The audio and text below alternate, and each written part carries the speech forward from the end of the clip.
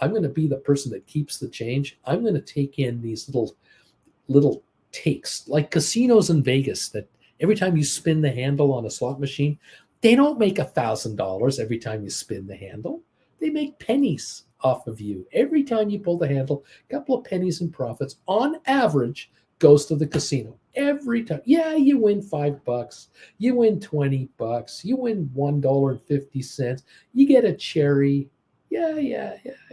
You get a little mini bonus. You win a $30 mini bonus. That's great. That's great. Don't worry. By the time you go home, on average, you left money behind to the casino, and they thank you very much. That's what's happening in the option market. You are the casino. It's as simple a way I can put it. And another way to put it, it's like you're selling car insurance.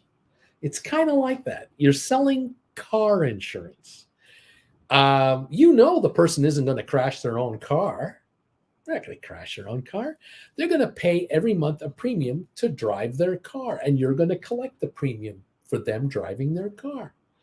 And you're just going to take the insurance money off of these people. That's all you're doing. You're like an insurance company. You're taking insurance from people. This is what you're doing. And it's very conservative. It's incredibly conservative. And you'll be around a long, long time. Now, how good you are at it depends on how smart you are writing contracts. When to write, how to write, how many to write, at what strike price, for how long, what kind of positions should you take on these markets? Should you be doing credit spreads? Should you be doing debit spreads? Should you be doing condor? Should you do cash security? You don't even know what I'm talking about, these words. It's all right. It's all in the classes. You can take the classes at your leisure, your pace. I'm not going to rush you. One class a week, one class every 2 weeks, 2 classes a week, 3 classes a week, up to your speed, you decide, and your budget.